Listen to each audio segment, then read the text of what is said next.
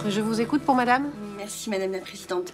Alors moi, j'ai été obligée, parce que je sais que c'est pas devant votre juridiction que je plaiderai le comportement, mais désobligeant de ce monsieur vis-à-vis de ma cliente ici présente. Madame a été victime de violences psychologiques. Par le biais de harcèlement, c'est indéniable. Alors on me dit que les plaintes sont classées. Moi, je n'ai pas de document de classement de plainte. Et si tant est bien qu'elles seraient classées, je me constituerai, en tout cas, je ferai une citation directe en correctionnel, parce que cette dernière a beaucoup souffert depuis le mois de juillet 2021 quant au comportement de ce monsieur. Alors j'en fais état, pourquoi ? Parce que finalement, un mariage, il n'y a pas d'enfant et on a de nombreux crédits. Vous avez un profil qui est déjà divorcé, qui a des enfants d'un premier lit et qui a de nombreuses charges et qui manifestement a eu du mal, malgré un salaire, Madame la Présidente, de 4 600 €, à se gérer. Alors, de l'autre côté de là-bas, on me dit, mais finalement, vous n'avez pas de charge. On est encore dans la théorie de l'adultère, du complot. Madame est chez son amant, le bail est un faux, son fils se ment, on veut me gruger, tout est faux. Je suis finalement devant vous le pauvre malheureux, victime de cette dame, et on en débattra ultérieurement dans le cadre de l'audience au fond. Alors oui, il y a un point de discorde. Ces crédits ont toujours été payés durant le mariage par ce monsieur. On avait 2 mensualités assumées par lui et pour cause, puisque ce sont des crédits qui lui sont personnels et réglés par ses soins. Et maintenant, Madame la Présidente, nous venons devant votre juridiction et dans le cadre des mesures provisoires, monsieur a l'audace, le toupet, de vouloir faire assumer ses propres charges à Madame. Et ça, c'est inadmissible.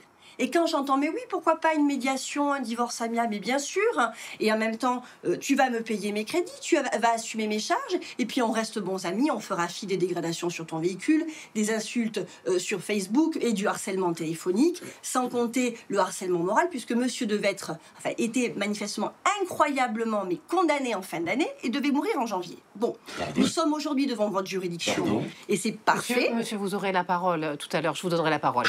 Vous laissez terminer. On va laisser terminer. Ne vous inquiétez pas, je vous donnerai la parole. Merci. Voilà. Donc, dans ces circonstances, et je l'ai conclu, Madame la Présidente, il y a en effet une répartition des crédits. Alors, concernant cette répartition, oui, pour la prise en charge de son crédit Boursorama, oui, pour monsieur, donc il prend à sa charge 3 crédits CTLM et 1 crédit Boursorama, pas de difficulté. Un nom ferme et indéniable concernant une prise en charge par moitié du crédit Cofidis et du crédit agricole.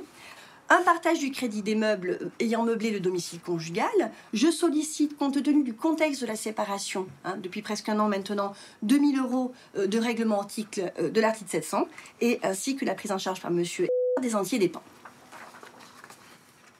Est-ce que vous voulez rajouter quelque chose, monsieur? Je veux rajouter plusieurs choses parce que je trouve odieux les propos de l'avocat de madame. Ça fait 1 an qu'on essaie de me faire passer pour un fou. On a essayé dans ma vie privée, on a essayé au niveau professionnel de me faire passer pour un fou, en disant que j'ai inventé cette histoire-là. Il y a des preuves, des SMS, il y a un rapport d'un cabinet de détectives avec photo à l'appui qui prouve que madame et monsieur entretiennent une relation depuis plus d'1 an. Et s'il est faux dans le dossier, on vous les fera parvenir. Quant à mon état de santé, maître... Non, adressez-vous à moi, monsieur. Pardon.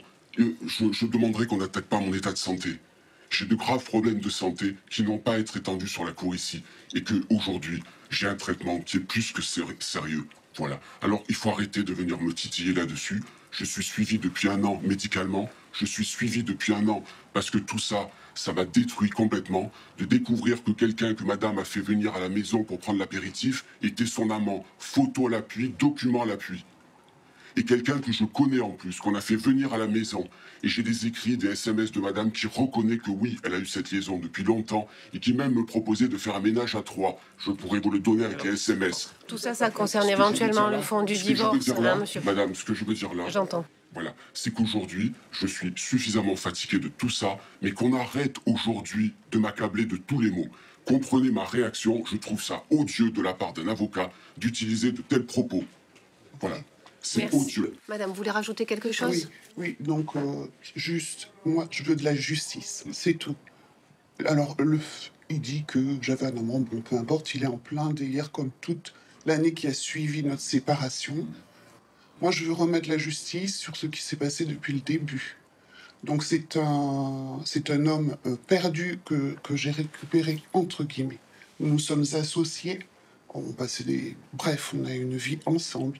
Et de la même manière qu'il s'exprime là, victimaire, il faut le laisser tranquille, etc., il a procédé auprès de moi. Donc moi, à ce moment-là, j'avais de l'argent, il le savait, et donc il a progressivement sorti ses dettes du chapeau. Et de manière à l'accompagner, parce que nous avions une vie commune. Monsieur, je vous ai écouté, d'accord? Voilà, donc à un moment donné, je l'ai accompagné dans sa vie, je l'ai beaucoup aidé. Je participais aux charges du foyer pour moitié alors qu'il avait ses enfants. Et je l'ai fait bien volontiers.